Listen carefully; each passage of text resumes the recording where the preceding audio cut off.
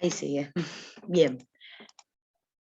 Aquí estábamos entonces en las fotos de la época, ¿sí?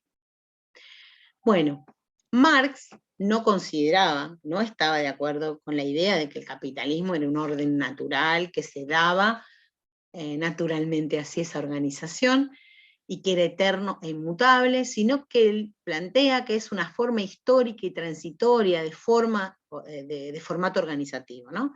Que es una forma de organización social y económica que se da en un momento histórico y que por lo tanto es superable. Se puede organizar de manera distinta la producción y también se puede organizar de manera diferente la distribución de la riqueza social. Su objetivo, entonces, explícito, ¿no? Lo manifestaba, era demostrar la posibilidad y la necesidad de superar el capitalismo y avanzar hacia una nueva forma de organizar la sociedad que no esté basada en la explotación humana, que no esté basada en las condiciones miserables de los trabajadores. Él decía que básicamente en la sociedad hay dos clases, la burguesía y el proletariado.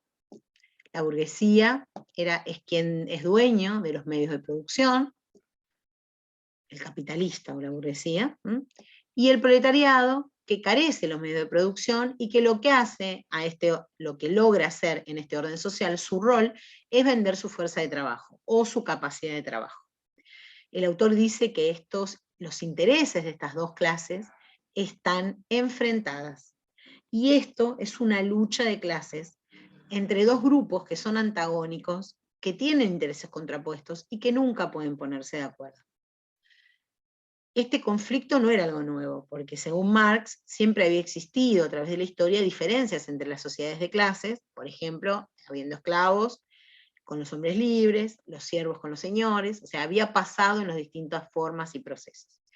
Ahí yo les voy a escribir acá en el chat lo que Marx decía de las dos clases sociales, y me parece que es la forma en que mejor se ve ese antagonismo. Seguramente lo habrán visto con el profe Fassmann o en la Economía 1, cuando lo vieron, pero Marx planteaba que el capitalista piensa en este sentido. Vean en el chat, ¿sí? Fíjense. La D representa dinero, ¿sí? Decimos que el capitalista invierte dinero para producir mercancía, esa es la M, lo que le permite generar dinero prima. Acá estoy muerta porque no sé cómo poner el puntito ese. Profe, perdón, Sí. ¿lo envió? No, lo estoy poniendo no, no lo envié, perdónenme. Ahí está. Porque no puedo poner dinero prima. D prima. Es D y el cosito arriba, como la comita arriba, no sé dónde está en el teclado. Si quieren lo pongo D, M, D prima. ¿Sí? Ahí está, con 1. Así piensa el capitalista. Invierto dinero para producir mercancía y que esa mercancía me produzca más dinero. ¿Sí? ¿Cómo piensa el trabajador? ¿Qué rol tiene el trabajador en este orden social? Bueno, ofrece su mercancía. Miren que ahí se la mando. Ofrece su mercancía para conseguir dinero y obtener nueva mercancía que le permita la reproducción de su vida y de su familia, ¿sí? Entonces, fíjense que el modo de utilización del ingreso, tanto en el capitalista como en el proletariado, tiene características totalmente distintas. ¿Para qué lo usa uno? ¿Para qué lo usa otro? Y además, por supuesto que no pasó en la época de Marx, pero hoy les diría que alguien que posee X cantidad de dinero para invertir, ni siquiera necesita al trabajador para crear más dinero. ¿Cómo podría crear más dinero a alguien sin agregarle, sin utilizar al trabajador? O sea, sin construir mercancía. En ese momento la única forma de que tu dinero incrementara era invertir dinero en un tipo de industria para que al producirla, al trabajarla, lograras obtener mayor dinero. Hoy en día, ¿qué pasa? Ahí es necesario el trabajador, o sea, siempre es necesario el trabajador para generar mayor cantidad de dinero, ¿sí? Por lo tanto, siempre era necesaria la producción de mercancías. ¿Qué pasa hoy? ¿Qué les parece a ustedes? ¿Qué pasa hoy? ¿Alguien puede tener X cantidad de dinero y lograr más dinero sin producir nada? No, Eh, Sí, con el banco, por la ejemplo, finanza. claro, tal Exacto. cual. Aparece el Inversiones. mundo financiero, ¿no? Entonces, en el mundo financiero funciona de esta manera: dinero, dinero prima, ¿sí? Fíjense que se elimina dinero, pero no lo estoy haciendo en la computadora. Invierto dinero y consigo mayor cantidad de dinero. Hay un intermedio eliminado, que es la fabricación o la producción de mercancía, ¿sí? Eso complejiza aún más el mundo capitalista actual, ¿sí?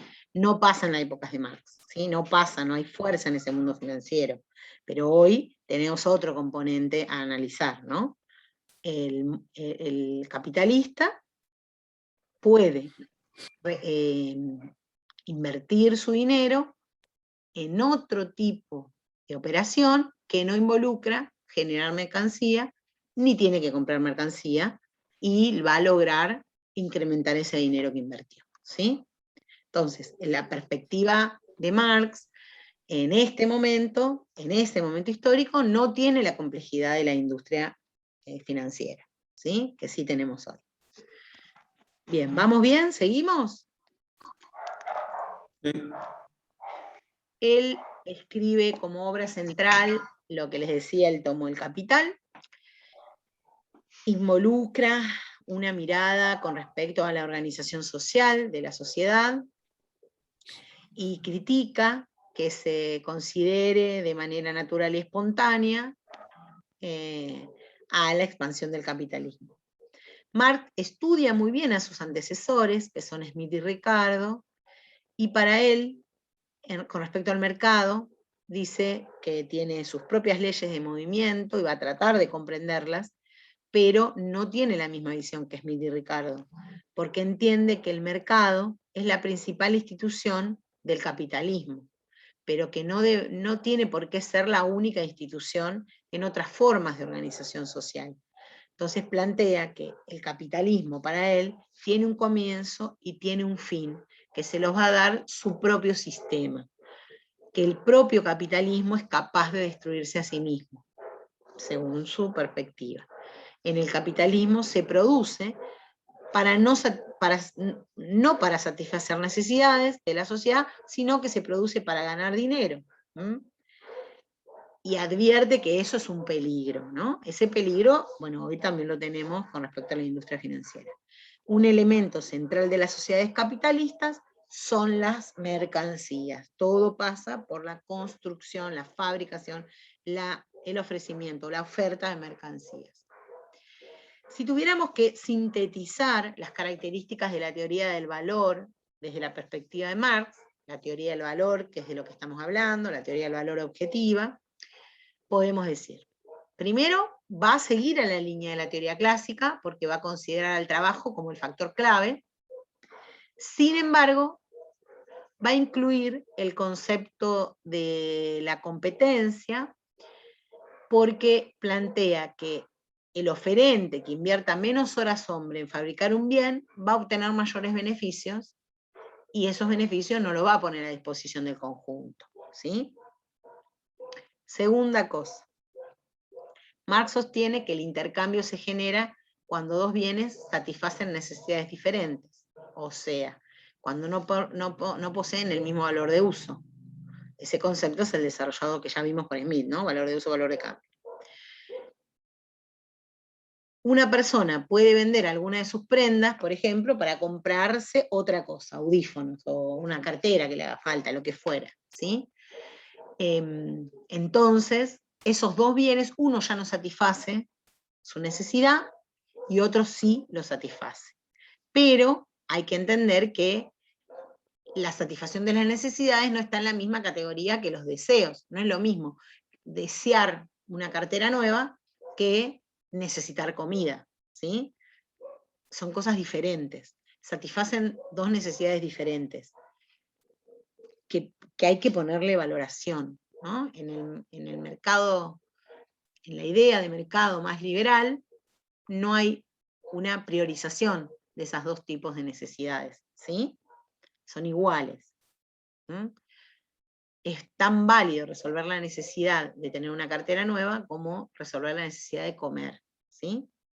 Según la teoría marxista, todas las mercancías tienen en común una sustancia, que es el trabajo. Dicha variable nos va a permitir establecer algunas equivalencias para poder establecer un intercambio. Y ahí decimos, bueno, ¿cuántas horas de trabajo se requiere para confeccionar un par de zapatos? 10 horas. ¿Cuántas horas se requiere para fabricar una campera? 5 horas. Bueno, entonces voy a necesitar entregar o vender 2 camperas para adquirir un par de zapatos, ¿sí? Siempre hay una sustancia, hay una cantidad de trabajo que está incorporado a ese bien. Marx también va a hacer una distinción entre producto y mercancía. Dice que la mercancía tiene una utilidad, valor de uso, y también tiene un valor de cambio, porque la mercancía se constituye en mercancía porque es creada o fabricada, producida para venderse. Sin embargo, un producto es diferente, porque el producto no se fabrica para ser vendido, desde su lógica, ¿no? Se fabrica con el único fin de cubrir una necesidad de quien lo crea, para sí mismo, para sus amigos, pero no necesariamente va a ir a intercambiarse en el mercado, ¿sí? Fíjense que acá hay una diferenciación, nosotros muchas veces usamos como sinónimos esas palabras, ¿sí? Marx sostiene entonces que una mercancía siempre es la materialización de cierta cantidad de trabajo abstracto, que está medido por las horas hombres requeridas. ¿Cómo mido el trabajo dentro de una mercancía? Como recién hicimos el ejemplo de los zapatos y las camperas. El trabajo abstracto, entonces, es todo esfuerzo humano, físico y mental que se ha desplegado, que se ha utilizado para un proceso de producción. En cambio, el trabajo concreto es una acción específica, por ejemplo, el ensamble de una máquina, el trabajo físico, ¿sí? Concreto. ¿Estamos? Y acá entonces podemos decir, mercancía, acá está mejor explicado, mercancía es todo aquello que se produce con el objeto de ser intercambiado, es la forma que adquieren los productos del trabajo humano, que cuando van a ser intercambiados en el mercado, van a adquirir la categoría de mercancía. Son el fruto de trabajos privados ejecutados independientemente unos de otros. Entonces, no todo producto o bien se constituye en una mercancía, no todo producto que sea útil es una mercancía, sino que tiene que poder reproducirse en gran cantidad y poder ser vendido en un mercado. Le asignamos a los productos un valor de uso y un valor de cambio, lo vimos varias veces, no se los vuelvo a leer aquí, y el intercambio de mercancías es facilitado entonces con la introducción del dinero, ya no tengo que estar intercambiando producto por producto, sino que se dice que todas las mercancías tienen un precio que va a constituir la forma monetaria del valor, y que en el intercambio va a jugar un rol de mediar. Ya no tengo que buscar 2 camisas para comprarme el par de zapatos, sino que en realidad el dinero que adquirí con la venta de las camisas me permite comprarme los zapatos, ¿sí? Entonces el precio para Marx es la forma monetaria del valor, jugando un rol mediador en el mercado. Entonces la mano de obra se compra y se vende como las demás mercancías, porque ¿quién vende la mano de obra en la sociedad? ¿Quién vende mano de obra en una sociedad? Los trabajadores, por supuesto. En palabras de Marx, el proletariado, ¿no? Entonces, el valor de cambio en esa mercancía va a ser el salario. Es el salario que se les paga a los trabajadores, o sea, es el costo de la mano de obra, y dicho salario se reduce solamente a mantener con vida el proletariado mismo. Eso dice Marx, por la cantidad de dinero, por cómo se les pagaba a los trabajadores de la época. La fuerza de trabajo entonces queda reducida a una mera mercancía. Y entonces el trabajo humano, desde la perspectiva de Marx en el sistema capitalista, no es más que uno más de los costos de producción, así como lo es la madera, el clavo y lo que fuera. Entonces el trabajo, bajo el modo de producción capitalista, queda siempre supeditado al capital, queda siempre vinculado al capital y a las necesidades individuales de cada capitalista. No se considera con mayor valor, digamos. ¿Sí? ¿Estamos? Y ahí Marx dice, bueno, en este sentido, dentro del sistema capitalista, el trabajador sufre permanentemente una explotación, entonces desarrolla la tesis de la plusvalía. En una sociedad sin clases sociales, el trabajador, dice, sería dueño de todo lo que produjera, pero en el régimen capitalista no lo es, solo es dueño de la fuerza de trabajo que la entrega al capitalista cuando la vende por el tiempo en que desarrolla su producción. Y la plusvalía es la diferencia entre el valor creado por la fuerza de trabajo y lo que ha costado esa fuerza de trabajo. O sea que es el plus trabajo que realiza el obrero en una jornada laboral, que es el tiempo excedente apropiado por los capitalistas, ¿no? Se dice que es el plusvalor que apropia el capitalista del trabajo realizado por el obrero, por el trabajador. Y la plusvalía, yo creo que todo esto ya lo vieron, por eso se los digo rápido, lo vieron, ¿no? En Economía 1.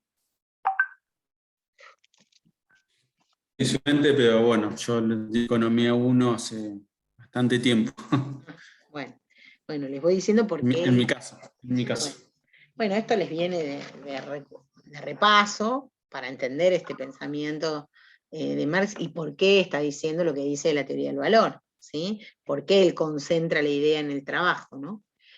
Bueno, la plusvalía puede ser incrementada por el capitalista, o sea, puede lograr aumentar su plusvalía. ¿Cómo lo hace? Prolongando la jornada laboral sin pagar, por ejemplo, o pagando parcialmente ese aumento, ¿no?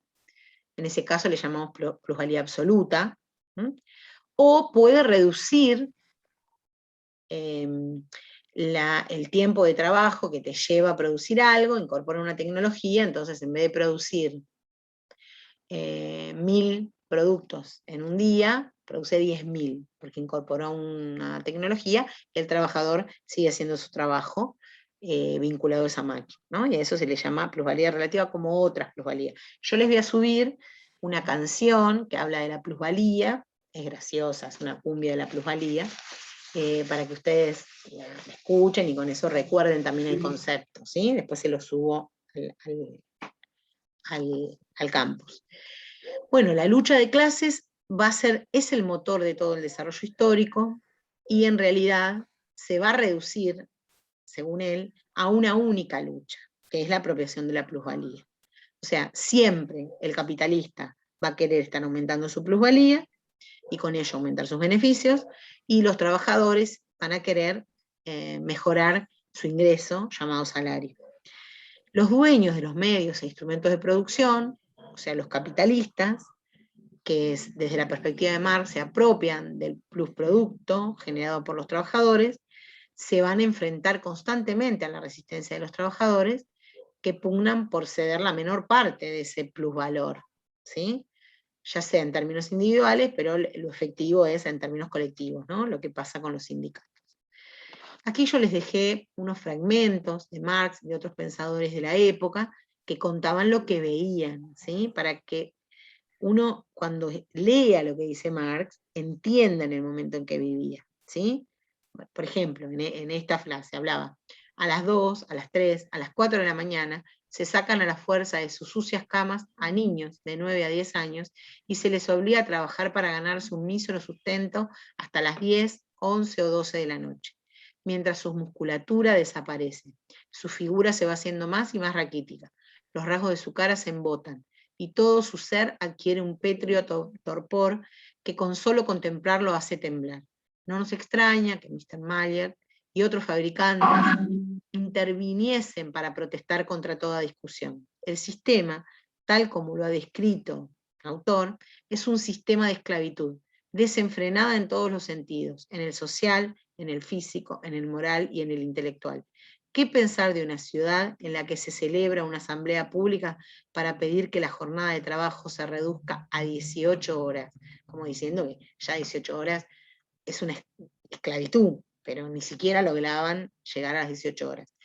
Esto lo dice en su tomo El Capital. Eso es lo que ve la sociedad que él enfrenta, ¿sí? Por eso también es tan radical en su pensamiento, ¿sí? Tiene mucho que ver con lo que uno vive, el momento histórico. Otro pensador de la época dice, entre aquellos que tienen los más bajos salarios, la comida consiste en patatas hervidas. La ración de patatas se coloca en un gran plato y se le añade manteca de cerdo derretida, a la que se le agrega ocasionalmente trozo de tocino frito, pero muy raramente carne. Aquellos que tienen mejores salarios, o las familias en las que se reúnen varios sueldos, añaden una mayor porción de carne, por lo menos 3 veces a la semana, pero la cantidad consumida por la población obrera, en relación a la comida, por supuesto, no es grande. Mijailov dice, las ruidosas y vistosas calles de las grandes urbes se hallan muy cerca de los tugurios en que vive la clase obrera. Estos tugurios se parecen mucho en todas las ciudades de Inglaterra. Son los edificios más repugnantes en los peores lugares de la ciudad. Por lo general en ellos las calles están sin pavimentar, sucias, llenas de hoyos y cubiertas de basura. La construcción irregular y desordenada impide la ventilación, y como allí vive mucha gente en un espacio reducido, el aire se mantiene viciado incluso en el mejor tiempo. Entonces, lo que genera hacia el pensamiento de Marx una respuesta a esta situación, a esto que ve en la realidad, y dice, bueno, la explotación es una de las características intrínsecas del sistema, funciona porque explota, si no explotara no funcionaría. La plusvalía solo puede surgir de la mercancía de fuerza de trabajo. El valor, entonces, se determina siempre en la esfera de producción y no en el mercado. Eso dice Marx. Aunque intrínseca, por supuesto, esta característica, la explotación, digamos, se puede alterar y es posible la emancipación y la no dominación, porque para Marx las sociedades son construcciones sociales, y siendo el motor de la historia la lucha de clases, la forma en que se organiza una sociedad puede cambiarse. Entonces él centra su mirada, a diferencia de otros autores, en su mundo particular. Él piensa toda su teoría mirando la fábrica y las condiciones laborales.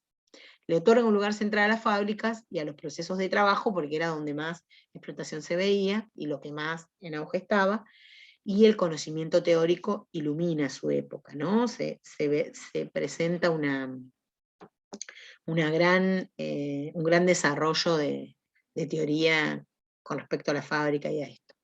Entonces, hay otro autor que dice que la verdadera contradicción del sistema capitalista consiste en que mientras la producción ha adquirido un carácter social, la apropiación se realiza de forma individual, o sea, lo que se produce sirve para satisfacer las necesidades de una sociedad, pero la apropiación del capital se realiza cada vez más de forma individual y mínima, ¿no? Cada vez menos personas reciben mayor cantidad, se apropian de mayor cantidad de capital. Esa es la base material de la explotación. El trabajo excedente de un hombre se convierte en la condición para la existencia de otros hombres que logran acumular. Entonces, en síntesis de esta perspectiva, la sociedad capitalista está lejos de ser una expresión en armonía social y tener el equilibrio de los mercados que nos cuenta luego los neoclásicos. No es la, y entonces los autores pertenecientes a esta teoría dicen, no es a la teoría marxista, ¿no? No es la armonía, sino el antagonismo, no es el equilibrio, sino la crisis, lo que tipifica la naturaleza del capitalismo. No digamos que el capitalismo es ordenado, el capitalismo es explotador, ¿no? No digamos que el capitalismo es un equilibrio, ¿sí? Sino que es excluyente, solo llegan algunos, ¿sí? Esa es la mirada, ¿no? Y el valor entonces lo percibe desde esa teoría. Hay contradicciones inherentes que después la miran, digamos, no sé si tiene tanto sentido que me explaye ahora, ya los voy a agotar. Entonces, hay una cuestión general de la teoría del valor objetiva que está compuesta por estos tres autores con estos pensamientos. Entonces, en principio, lo que caracteriza esta teoría y es típico de los tres autores que vimos es que la forma de medir el valor, tiene un carácter objetivo. O sea, puedo hacer una cuenta, decir cuánto gasté en esto, en esto, en esto, y me sale un valor. El valor entonces se extrae de las relaciones sociales que se crean en la actividad económica. O sea que el valor se constituye en el área productiva. Se va a medir por el tiempo de trabajo productivo que dedican a la actividad económica. Y esta medición y este tiempo de trabajo es colectivo y está derivada de la división social del trabajo. El valor puede ser medido por el tiempo de trabajo socialmente invertido en ese producto, y ese tiempo iguala los distintos componentes del producto social. Es entonces el tiempo de trabajo socialmente necesario para requerir o para producir determinado bien el que voy a calcular para poder medir el valor. Y esta teoría del valor, ordinaria del valor, es social, es objetiva y es histórica por las primeras cosas que les conté, lo primero que les dije en la clase. Y entonces, en definitiva, la teoría objetiva del valor no surge en el mercado, como sí nos va a decir la teoría subjetiva, sino que en la teoría objetiva del valor, el valor surge en la producción, ¿sí? Por todo eso que fuimos viendo y estudiando hasta recién, ¿sí? Vuelvo aquí y digo, la teoría del valor tiene tres características. Es histórica, explica el valor en una sociedad determinada. Fíjense, para contarle el pensamiento de Smith, Marx y Ricardo, les conté su sociedad, ¿sí? Es objetiva, porque puedo hacer una cuenta de cuánto cuesta hacer esto. Es social, y tiene que ver con el valor social que se le otorga a ese bien o ese valor, y no al asignado por cada persona, ¿sí? Por eso vuelve a tomar relevancia lo que les dije al inicio de la clase. La teoría objetiva del valor tiene tres características indispensables, que es histórica, es objetiva y es social, y no va a ser así la teoría subjetiva del valor. Bueno, ¿cómo estamos? ¿Se me durmieron? Acá estamos, profe. Vamos. A ver si me veo en la cámara, ya ni me veo, no. Aquí, bueno. Ahí estamos. Bueno, esto es todo de la teoría objetiva del valor. Lean los materiales, yo les voy a subir a Singer también. Y en la próxima, el jueves, que es nuestra próxima clase, les voy a subir, va a ser asincrónica el jueves, ¿sí? Les voy a subir una clase como esta, pero grabada, ¿sí? Va a estar grabada y va a explicar la teoría subjetiva del valor, y también seguramente les suba algún material didáctico, algún video muy cortito, de alguno editado que hable también de la teoría objetiva del valor, y yo voy a darles la comparación entre la teoría objetiva y subjetiva. Y luego el martes próximo la vamos a volver a repasar, por supuesto, esa comparación. ¿Sí? Entonces el jueves van a tener la clase subida. Yo les subo la clase, esto también lo voy a subir, y siempre va a tener fecha, y lo van a encontrar, si me permiten les comparto, aguárdenme un minuto, voy a sacar la cámara a ver si puedo mostrarle la plataforma, así les digo dónde van a encontrar la clase.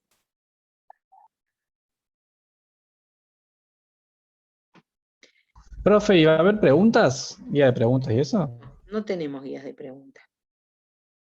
No tengo guías de preguntas construidas. Puedo preguntar si algún otro compañero tiene y pasarles. Espera.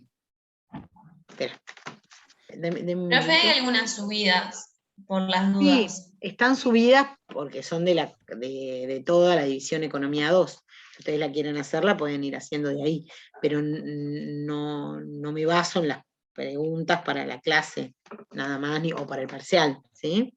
De todos modos, puedo marcar, si quieren, de esas, cuáles son las más importantes, eso sí, porque lo que está construido es para todas las Economías 2 de toda la universidad, todas esas preguntas, ¿no? De alguna manera nosotros nos comprometimos como docentes a dar las clases que pudieran responder esas preguntas, ¿sí? Pero lo que sucede con gran cantidad de estudiantes es que ustedes hacen las preguntas y si me las mandan no tengo la capacidad de responderlas porque son muchos los estudiantes, no solo de esta materia, sino de todas las que tenemos, y no nos da el tiempo para poder hacer una buena devolución, ¿sí? Eso es lo que pasa con las preguntas. A diferencia cuando, bueno, en la clase tenemos más tiempo, o damos más tiempo de clase, y entonces tenemos por ahí tiempo de revisarlas en grupo, trabajo en grupo y demás, que acá está un poco más limitado. Sé que en el Zoom hay grupos y demás, pero se va desgranando la clase, ¿vieron? Cuando vas haciendo esas cosas. Y vas quedando con muy poquitos estudiantes después. Aguárdenme que quiero entrar para mostrarles, a ver si puedo.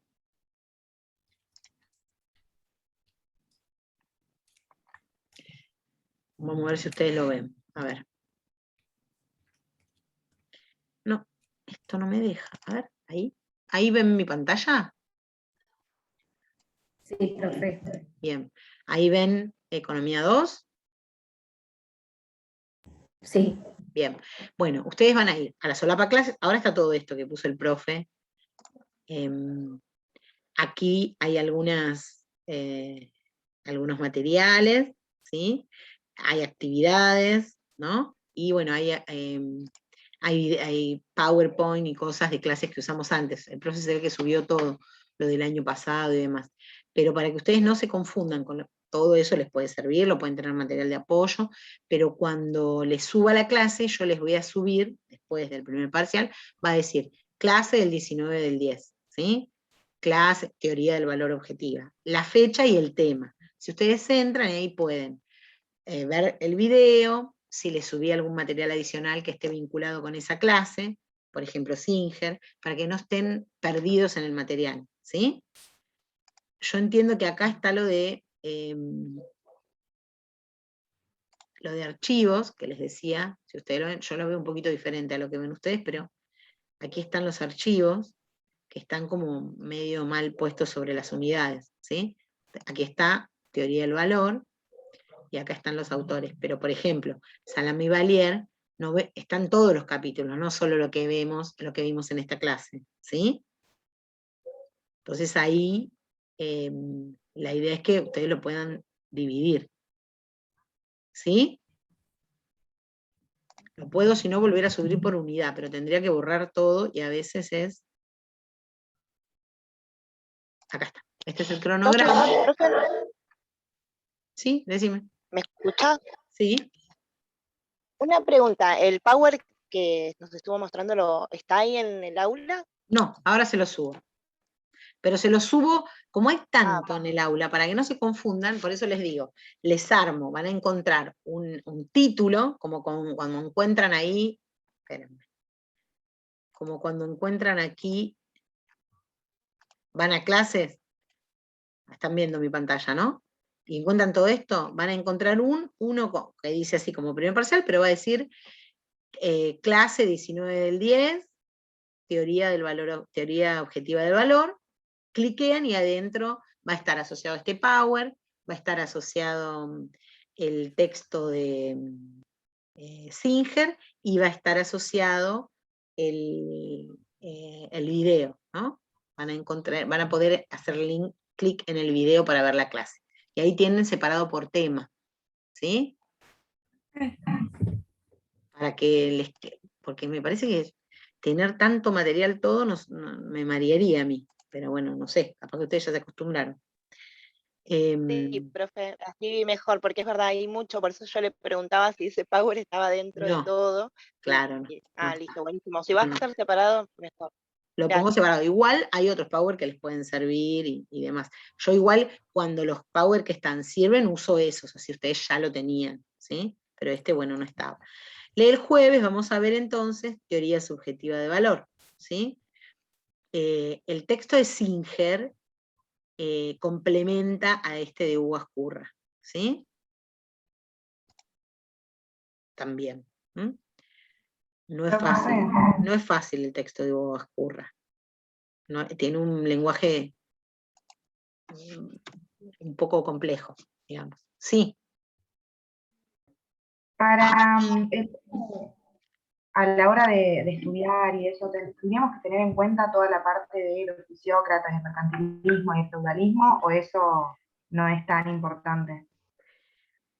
No lo vamos a tomar ahora, eso. Mercantilismo y fisiocracia no lo vamos a tomar, porque lo vemos aquí, ustedes ya lo vieron en otro momento de economía, y lo vemos acá puntualmente para que puedan entender cómo recuperan los clásicos eso, ¿sí? Buenísimo. Ahí hay algo en el chat que dice cuándo es el segundo parcial, hay integrador, bueno, eso está acá, en el cronograma.